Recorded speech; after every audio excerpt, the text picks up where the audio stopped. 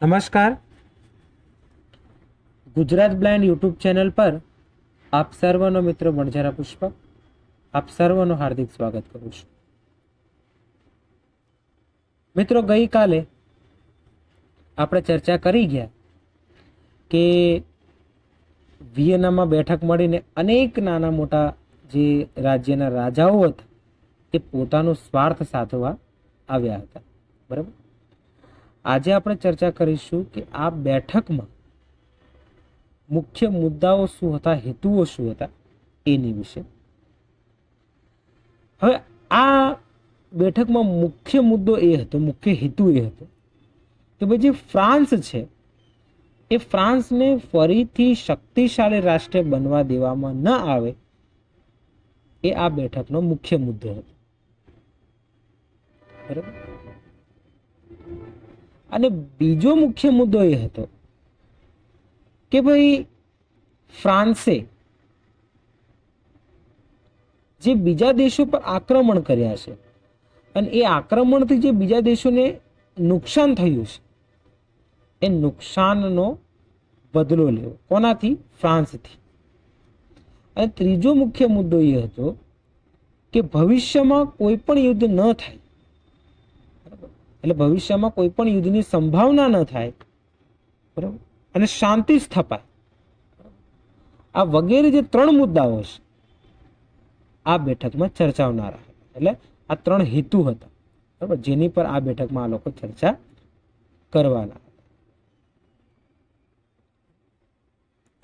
હવે આ બેઠકમાં બધાથી સારામાં સારો ફાયદો કોઈને મળ્યો હોય તો એમાં રશિયા હતો, ઓસ્ટ્રિયા હતો, પ્રશિયા હતો, બ્રિટન હતો. આ ચાર દેશો એવા હતા કે જેને સારામાં સારો ફાયદો મળ્યો. બરાબર. આ સંમેલનમાં જો સારામાં સારો લાભ મળ્યો હોય તો આ ચાર દેશોને મળ્યો. બરાબર. હવે આ બેઠકમાં નુકસાન કોને થયું? આ બેઠકમાં જો નુકસાન થયું હોય તો નાના નાના રાજ્યો, કેમ કે આ બેઠકમાં નાના રાજ્યોની શું કરવામાં આવી? ઉપેક્ષા કરવામાં આવી. એની કોઈ પણ જાતની ગણતરી કરવામાં આવી નહીં.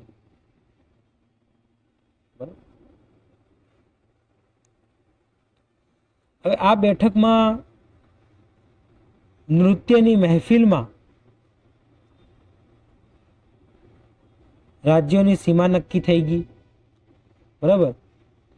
તેમજ કોઈ પણ મત વગર, એટલે કે કોઈનો પણ મત આ લોકોએ માંગ્યો નહીં અને આ લોકો એમની રીતે નિર્ણય પણ લઈ લીધો.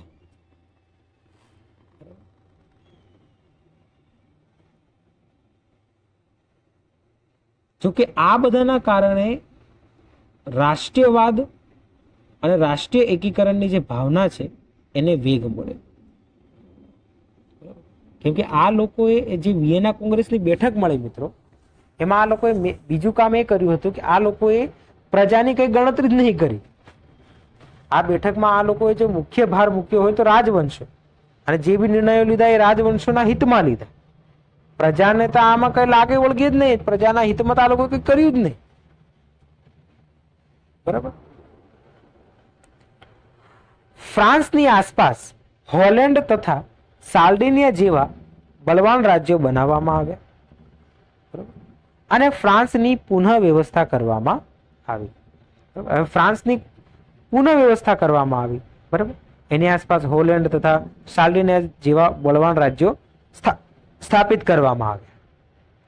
બરાબર. તેમજ યુદ્ધમાં ફ્રાન્સ દ્વારા જીતાયેલા જેટલા પણ પ્રદેશો હતા એ પ્રદેશો જે તે રાજ્યોને પાછા આપી દેવામાં આવ્યા. એટલે જેના જેના હતા એમને પાછા આપી દેવામાં આવ્યા.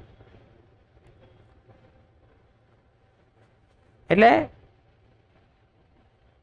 શાંતિ સ્થાપવી હતી. એમ આમને શું કરવું હતું? શાંતિ સ્થાપવી હતી. વિયેના કોંગ્રેસની આ બેઠક સાથે એક નવા યુગની શરૂઆત થઈ. એટલે વિયેના કોંગ્રેસની જે બેઠક મળી 1815 એમાં શું થયું? તો કે એક નવા યુગની શરૂઆત થઈ. બરાબર.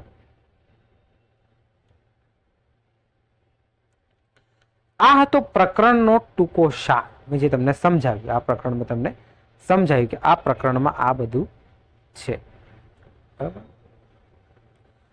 હવે આવતીકાલથી આપણે જ્યારે આવશું, એટલે આવતીકાલે ફરી આપણે મળવાના જ છીએ, ત્યારે આપણે એક એક પ્રશ્નોની ચર્ચા કરીશું.